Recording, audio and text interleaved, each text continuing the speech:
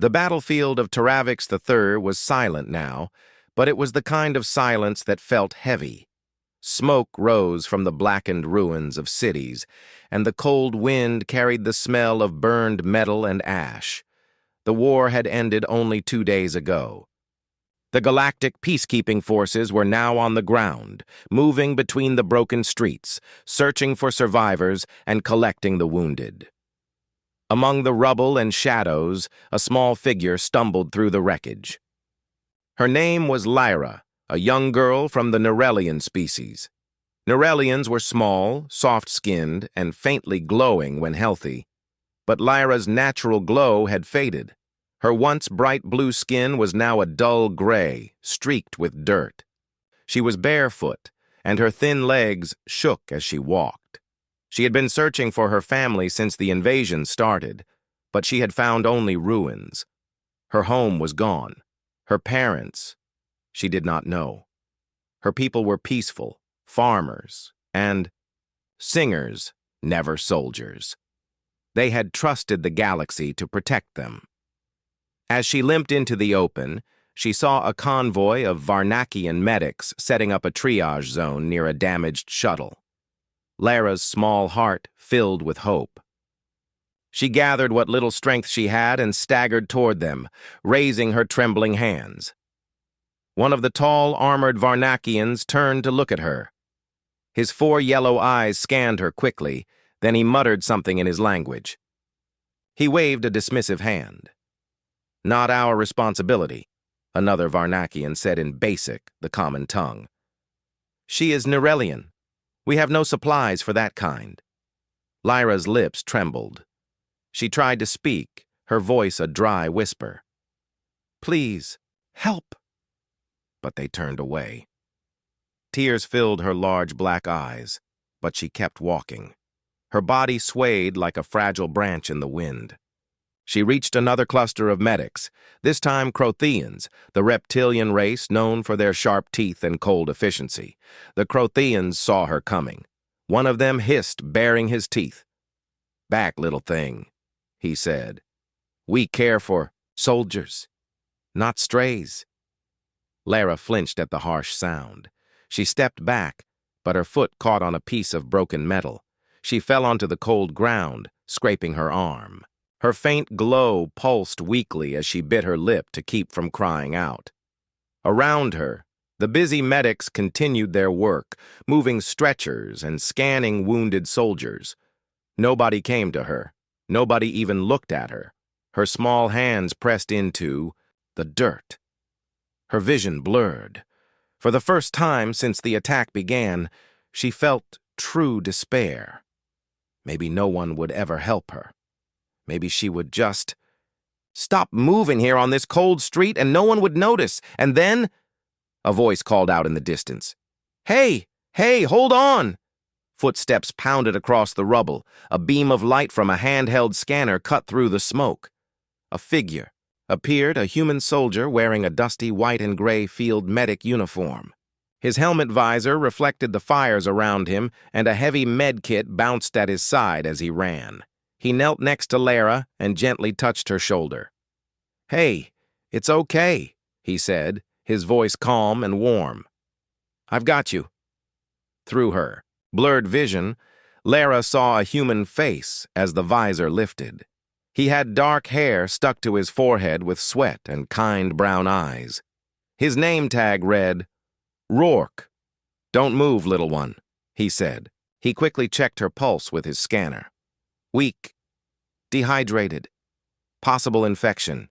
Hang in there." Lyra tried to speak, but only a soft rasp came out. She didn't know all the human words, but she whispered, "Help. Please." "I will," Rourke said firmly. He reached into his pack and pulled out a small hydration capsule. He pressed it gently to her lips. "Sip. Slowly. Don't choke." The water was cool and clean. It was the first drop of comfort Lyra had felt in days. Behind Rourke, one of the Crothian medics shouted, "Human!" "Leave that one. She's not in your care zone." Rourke didn't even turn his head. She's a living person, isn't she? He muttered. That's all that matters. He lifted Lara carefully into his arms. She weighed almost nothing. Her head rested against his shoulder, and for the first time in days, she felt safe. As he started to run toward the field clinic, his communicator buzzed. "Corporal Rourke," a stern voice said. "Why are you leaving the perimeter?" "Found a survivor," he replied between breaths. "Species? Neuralian. Young. Critical." There was a pause. Then the voice said, "Neuralians are not on the high priority list. Return to your sector." Rourke's jaw tightened. He looked down at the small girl in his arms, shivering and whispering softly in fear. He thought of his younger sister back on Earth, who used to cry in storms until he held her just like this. "Negative," he said. "I'm taking her in. She won't survive another hour out here." He switched off the communicator. The clinic was small and half-broken, built into the wreck of a crashed transport. Inside, lights flickered. Machines hummed, some damaged from the last attack. Rourke laid Lara on a soft blanket and began scanning her vitals. The AI nurse flickered to life, a holographic figure with a calm voice. "Alert," the AI said. "Non-priority patient detected. Limited resources remain." "She's a kid," Rourke said. "She needs care." "Advisory," the AI said. "Treatment may require diversion of resources from high-priority patients. Do you wish to proceed?" "Yes," Rourke said without hesitation. He cleaned her wounds with gentle hands, humming softly to calm her. He gave her a warming blanket and set up a portable heater. Slowly, color began to return to her dull skin, and her glow faintly returned. Her black eyes blinked up at him. She whispered something in her language, then in broken basic. "You stay?" Rourke smiled. "Yeah, I'm not going anywhere." Outside, the wind howled through the broken city. Inside the small clinic, for the first time in days, Lara felt safe. But far above the planet, orbiting satellites picked up movement, signals from hidden enemy mines left behind after the battle. Alarms began to echo through the field camp. "Warning," the AI said. "Unstable orbit detected. Secondary threat incoming." Rourke's heart sank. He tightened his grip on his medkit and glanced at Lara, now barely awake but alive. "Looks like it's not over yet, kid," he murmured. Inside the damaged medical shelter, Corporal James Rourke worked quickly. The air was heavy with smoke and heat, and warning lights blinked above him. But his full attention was on the small alien girl lying on the stretcher in front of him. Lara's glow had returned slightly, but her breathing was still slow. Her skin was dry and cracked in places, something Rourke hadn't seen before.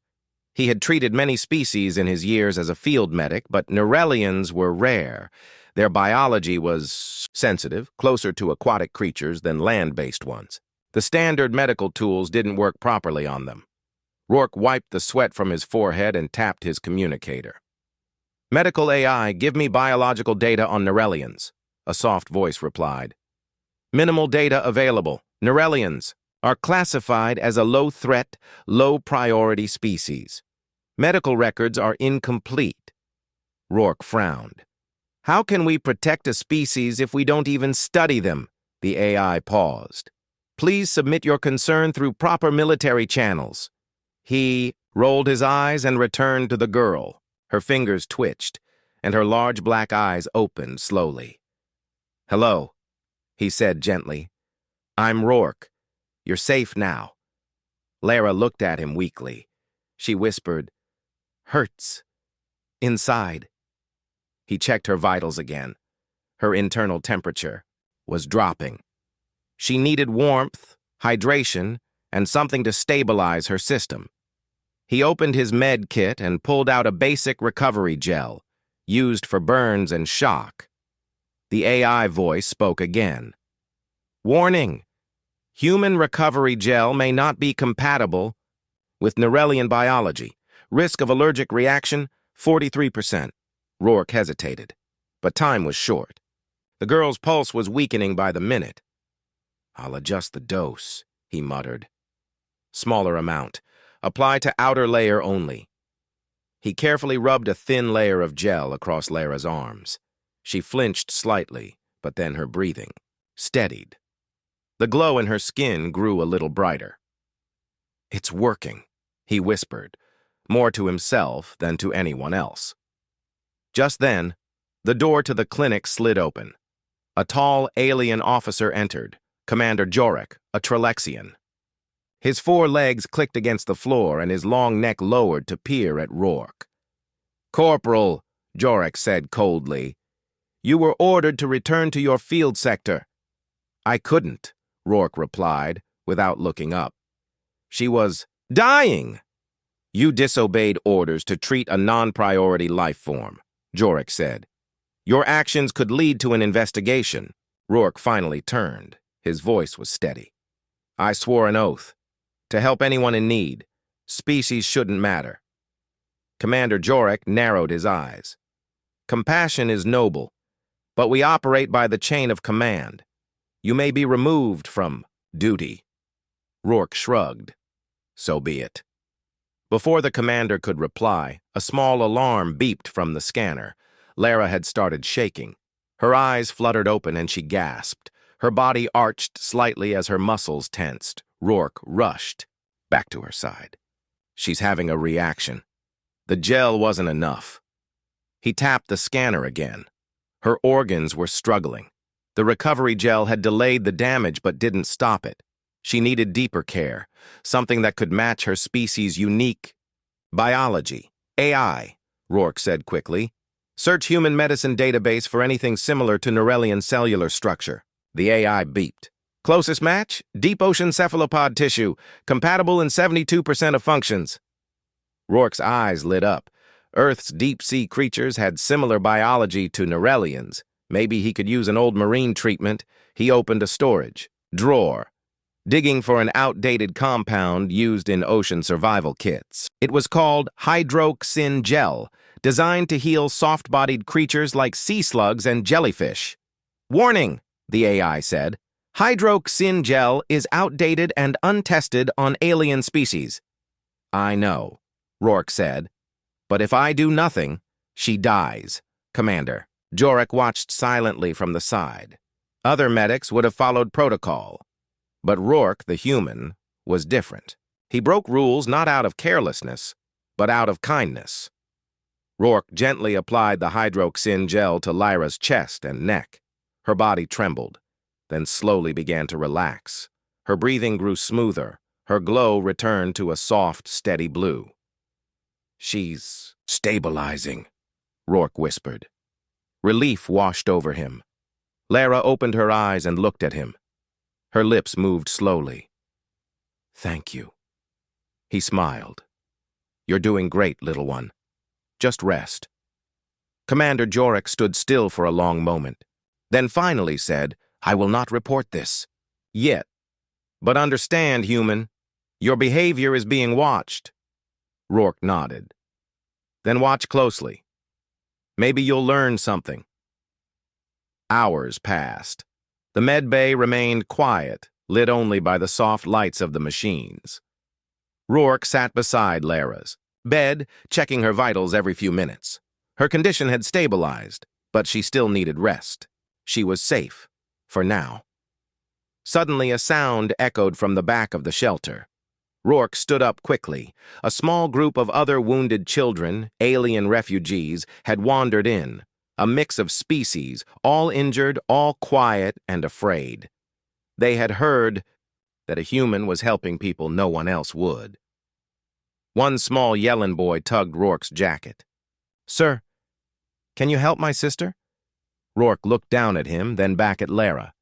She was still sleeping peacefully. He smiled and knelt down. "Of course I can." Later that night, Rourke's small corner of the shelter was filled with children. He had set up blankets, heated packs, and given them warm food. His AI protested a few times, warning about overuse of supplies, but Rourke overrode the alerts. He moved from one child to another, checking wounds, applying care, and offering soft words of comfort. Even though he was exhausted, He never stopped. At one point, Lara woke and saw the other children around her. She reached out and took the hand of a tiny Zarathi girl, crying in pain. Though still weak, she whispered gently to her, repeating the same words Rourke had said to her earlier. "You're safe now." Rourke saw it and felt a deep warmth in his heart. She was already learning the human way, to care, to help, to protect. He sat back and looked around. None of the other medics had come. None of the higher species offered aid to the forgotten ones. But he had. Not because of orders, but because it was the right thing to do. Suddenly, a loud alarm buzzed through the shelter. "Emergency alert! Unidentified object in low orbit. Possible threat detected." Commander Jorek stormed in. "Everyone prepare for impact. Possible orbital mine detonation." The children began to cry. The AI voice repeated the warning. Outside, explosions could be heard far in the distance. Rourke stood, his eyes sharp and ready. "All right, kids," he said calmly. "Stay together. We're going to get through this." He looked at Lara, still weak but awake. "Stay here." "I'll protect you." He grabbed his helmet, med kit, and emergency gear. His duty wasn't over. The war might have ended, but the danger hadn't. And James Rourke, the human medic who helped when no one else would, was not done yet. The alarm kept screaming as flashing red lights lit up the damaged shelter. Loudspeakers across the camp repeated the same message. "Orbital threat detected. All personnel must proceed to shielded bunkers immediately." The children in the clinic clung to one another. Some cried. Some just stared in silence, too shocked to move. The building trembled slightly as distant explosions rumbled across the horizon. Corporal James Rourke stayed calm. He moved quickly, checking the seals on the outer door, then turning to the children. "All right, little ones," he said, keeping his voice steady. "You're with me now. We'll be safe." He knelt beside Lara, who was sitting up now, her body weak but her mind alert. "You must stay inside, away from the walls. If anything shakes or falls, cover your head. Understand?" She nodded slowly. "You stay too?" "I will," he said, placing a hand on her shoulder. But deep inside, he wasn't sure. The orbital threat was real. A rogue mine, left behind by retreating enemy forces, could hit near their location. And if it did, this old shelter wouldn't hold. A voice crackled on his communicator. "Corporal Rourke, report to command bunker. Immediately. You are out of position." He pressed the button. "Negative. I've got multiple wounded and unprotected civilians here. They won't survive evacuation." "Repeat. Report to command now. You are disobeying direct orders." Rourke turned off the device. He had made his decision. These children had no one else.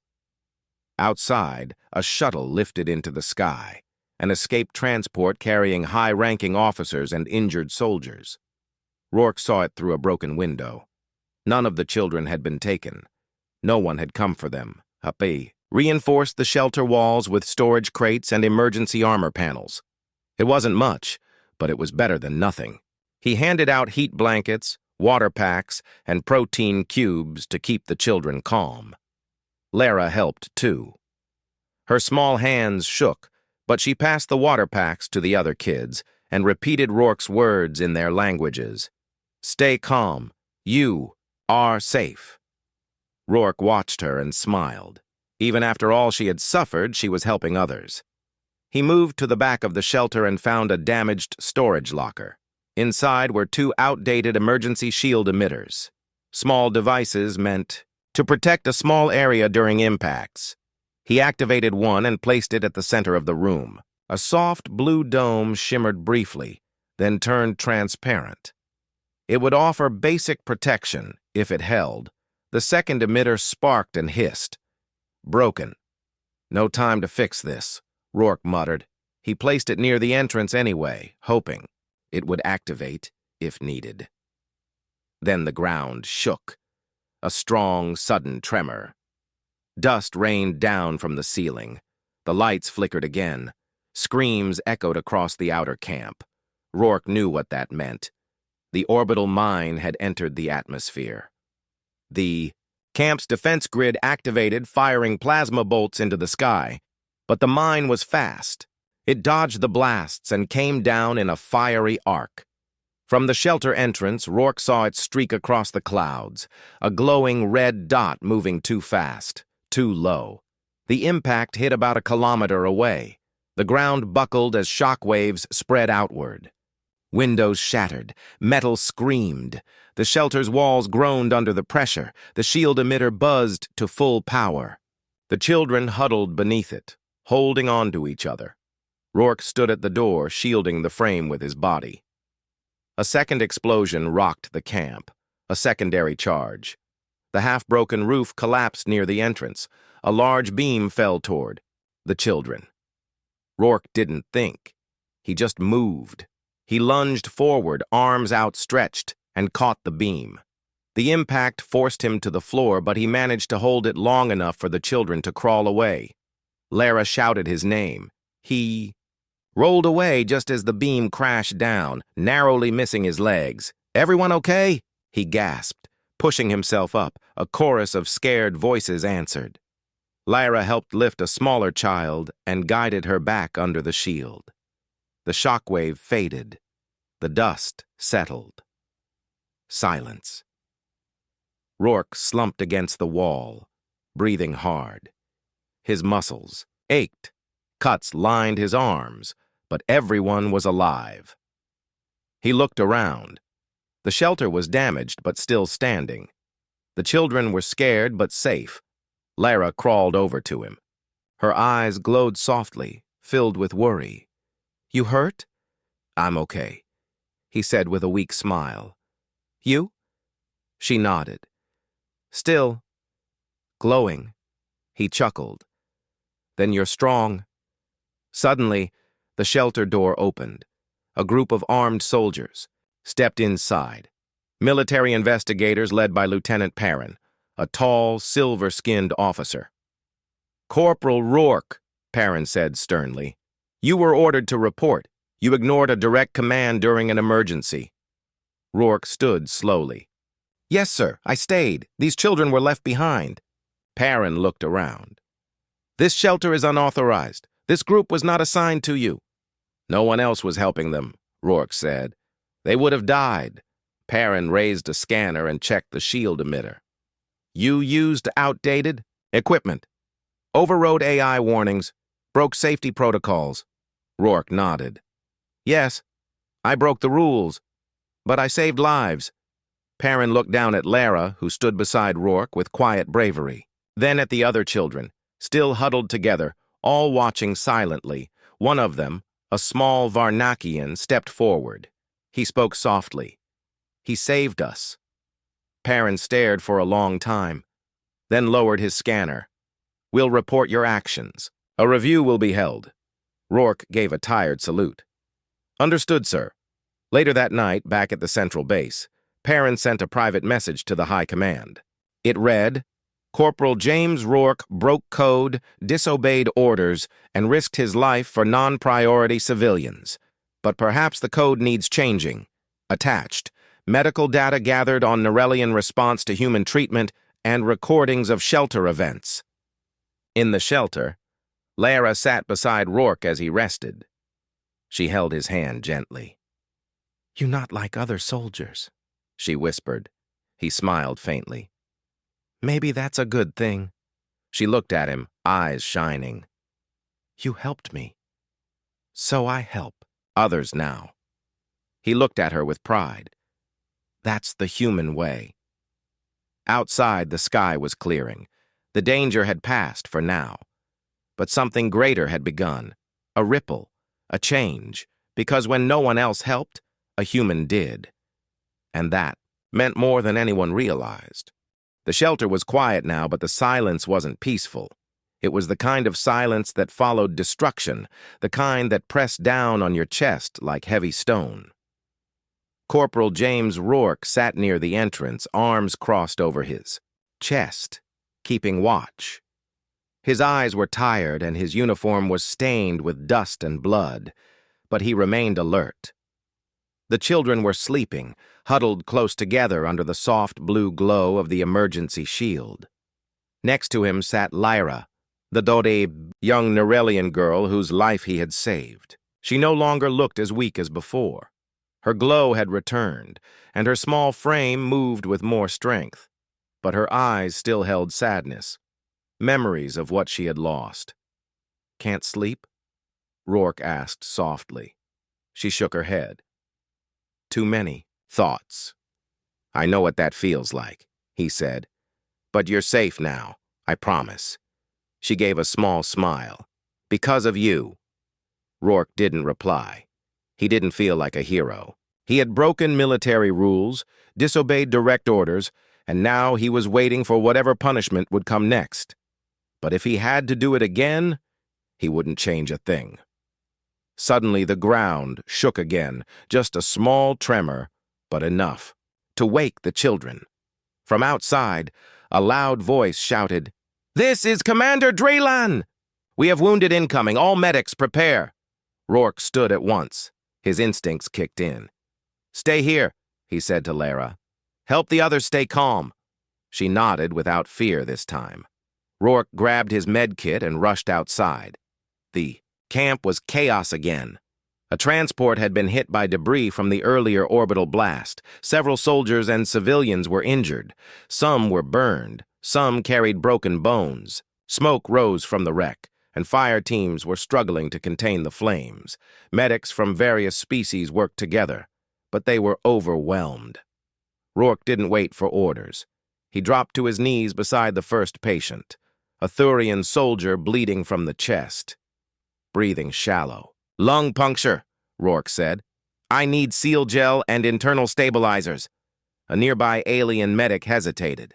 "That's not your patient. He'll die in 2 minutes. Either help me or move aside." The medic handed over the tools. Rourke moved fast, hands steady.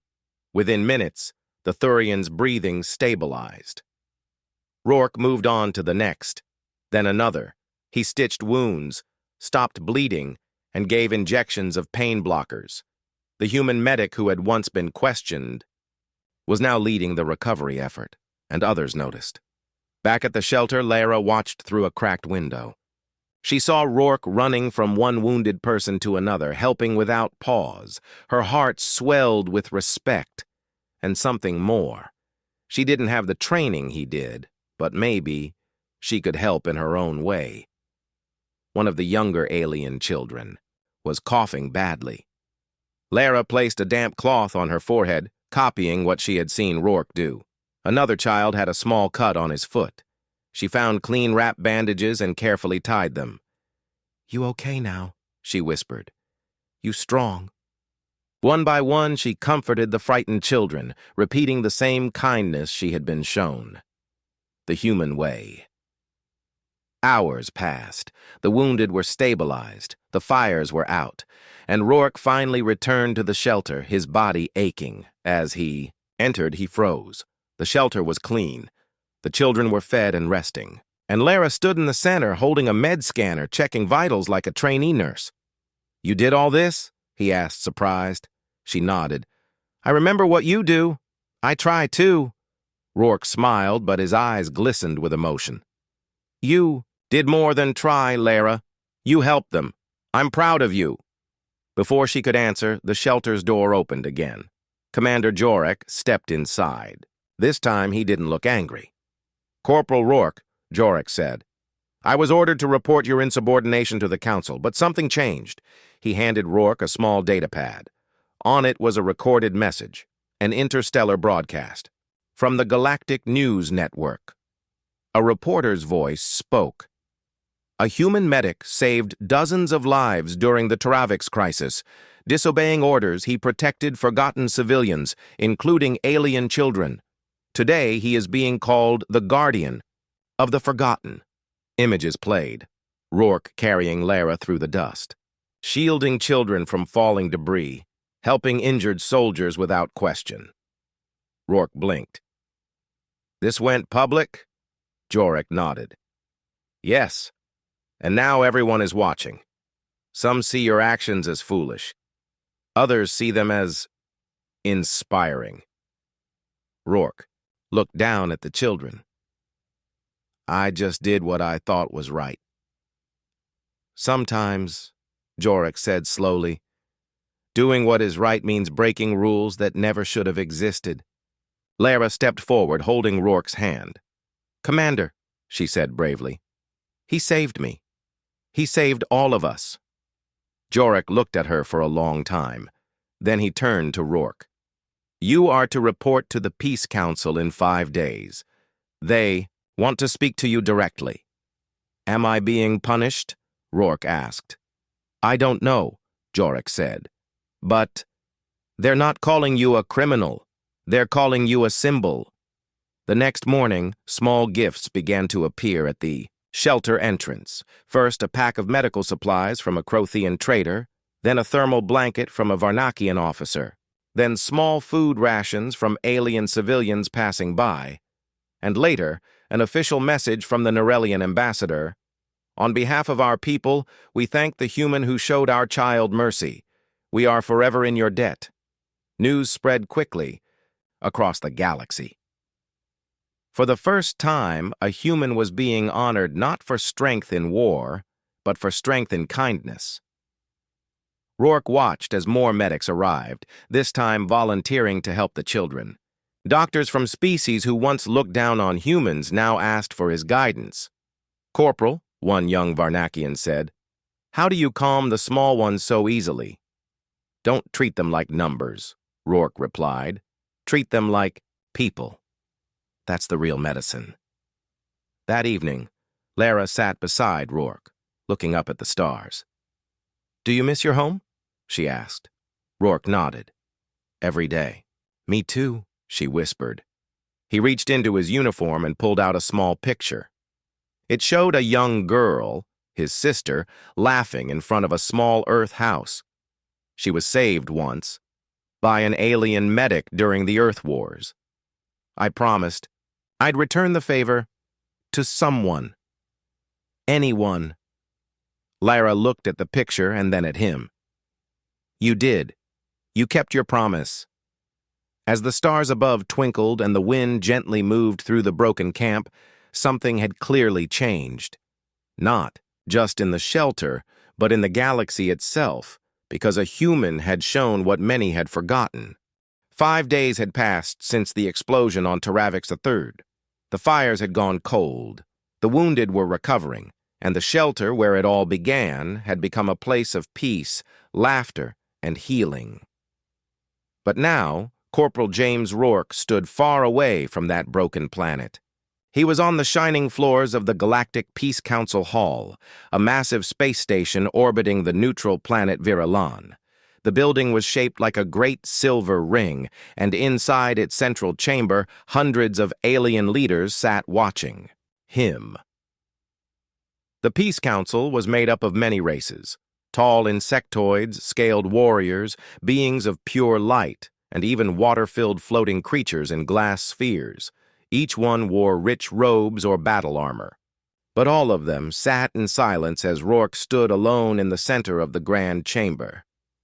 Behind him, large screens showed images from Taravix III, the destroyed streets, the injured children, and, most of all, Rourke himself carrying a small, glowing girl in his arms. A voice echoed from above. Corporal James Rourke of Earth, you were called here today to answer one question. Why did you defy orders and treat non-priority civilians against council policy? Rourke looked up, his expression calm but firm. Because it was the right thing to do, he said. A murmur spread through the crowd. One of the council members, a stern-faced Crothian with sharp ridges on his skull, leaned forward. You broke military law. You endangered your own life and the lives of others. Why help one child when hundreds of soldiers were in danger? Rourke nodded. I understand, but she was alone. No one helped her. I didn't know if she would survive, but I knew she would die if I walked away. A soft voice rose behind him. I did survive, because of him. Gasps filled the chamber. Lara, the small Norellian girl, stepped forward. She wore a clean white robe with her people's seal on the chest. Her blue skin glowed gently, and her large black eyes were steady and proud. She turned to face the council. I was left in the ruins while others passed me by. I begged for help. They turned their backs. But this human, he carried me. He shared his food. He gave me his warmth. He gave me hope. She looked back at Rourke. He didn't see my species. He saw a person. Rourke smiled gently, but his eyes glistened. Another council member, a silver-skinned Trelexian, cleared his throat. But kindness does not rewrite policy, child. Compassion is noble, yes, but structure must exist. Protocols protect the many. Lyra turned to him. Then your structure is broken. The chamber fell silent. The Norellian ambassador stood. My people were nearly wiped out because no one responded to our calls. The human medic did not see us as weak or unimportant. He saw us as equal. That is what real peace looks like. More voices joined. Witnesses from the camp, survivors, even alien soldiers who had fought beside Rourke. One by one they spoke, up in his defense. He treated my brother when no one else would. He trained our medics how to calm the children. He shielded wounded strangers with his own body. A counselor from Earth, a quiet older woman in a dark blue suit, finally rose and addressed the chamber. We humans are far from perfect, but we believe in something simple. When someone is in need, you help. Even if it costs you something, even if it breaks a rule. She gestured to Rourke. He is not just a medic.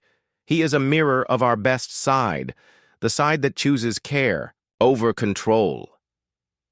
There was silence again, a silence filled with thought, not judgment. Finally, the head speaker, a golden being of light, floated forward. This council must vote, the speaker said. But before we do, we must ask, what shall be done with the rules that failed to protect the innocent? A new idea had taken root in the chamber, an idea that had begun with one man, one medic, on a ruined world. 3 hours later, the decision was made. The chamber doors opened. Council members stood from their seats. The golden speaker's voice rang out, heard across galaxies. Corporal James Rourke of Earth, you are not to be punished. Instead, you are to be honored. Applause broke out. Soft at first, then louder and louder. You are awarded the Star of Unity, the highest medal given not for bravery in battle, but for bravery in mercy. A council aide stepped forward and pinned a small silver and blue medal to Rourke's uniform. And from this day forward, the speaker continued, a new law shall be written into galactic policy, the Rourke Protocol. All species, regardless of rank, role, or political importance, shall be given equal medical treatment in times of conflict or crisis. The chamber erupted into cheers. Rourke turned to Lara. She looked up at him with tears in her eyes. You didn't just save me, she whispered. You changed everything. Back on Taravik's third, months later, the war-torn field had become a new center for peacekeeping and aid. The old shelter had been rebuilt into a universal healing center, its walls marked with symbols from dozens of species. Inside, young alien medics trained together. Among them was Lara, now studying to become a healer herself. She often told others about the human who helped her when no one else would. At the center of the hall stood a small statue, a human holding a glowing child in his arms. Beneath it, a plaque read, he didn't see an alien. He saw someone who needed help. Lara of Norelia A's for Corporal Rourke, he returned to Earth a quiet man. He never asked for praise. He continued to serve, but now in teaching, training the next generation of medics, human and alien alike. But everywhere he went, whispers followed him. That's him, the one who stayed. The human who changed the code. The medic who reminded the galaxy what kindness looks like.